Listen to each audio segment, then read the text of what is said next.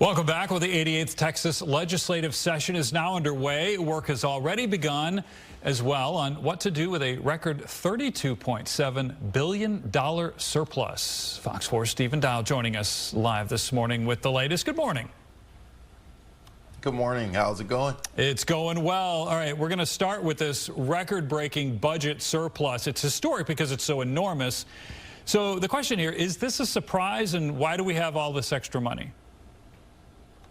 So, of course, one of the big factors is inflation, and that's something that lawmakers, no one really predicted what would be the true impact of how much more money states like Texas, which are huge and a lot of people moving to Texas, would get. So, of course, some of it comes from property taxes, but the majority of this is sales tax revenue due to inflation. Everything we have been paying for costs more, and so that means Texas gets some extra money to play with, but there's a lot of serious items that lawmakers will be asked and trying to be persuaded to pay for. So it'll be interesting to see the next couple of days and weeks what lawmakers will narrow their focus in on. Yeah, and Stephen, some people have already got their hands out. Leaders of 6 of the state's biggest university systems have a new idea on how to spend nearly $1 billion of the Texas budget surplus. So to those who are paying thousands in tuition, they're asking, colleges and universities want more money?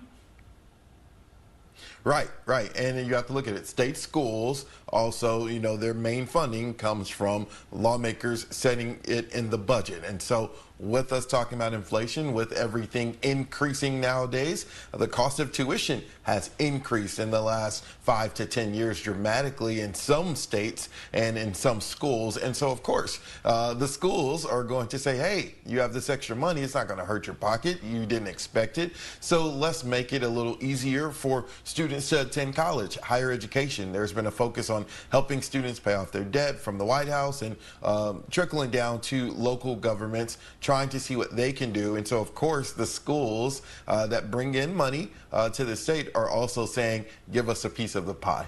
Yeah. And today is typically the day that lawmakers consider rules for the session, so we'll have to see if that leads to any sort of fighting on the floor. But already, I guess, House leadership is swiftly in place, and that obviously is stark contrast to the U.S. Congress last week. Yeah, and it was a bipartisan jab at the U.S. House from lawmakers on both sides of the aisle in Austin, Democrats and Republicans ganging up on their friends that are in higher positions in Congress, saying, hey, we elected a speaker with no problem day one. Now, that was expected. Dade Phelan getting a second term as Speaker of the House. But the rules, it's the normal back and forth, nothing too flashy, nothing that's going to prolong on days like expected in what we saw last week in Congress. All right, Fox 4 Stephen Dial, appreciate your input. Always good to see you. Thanks.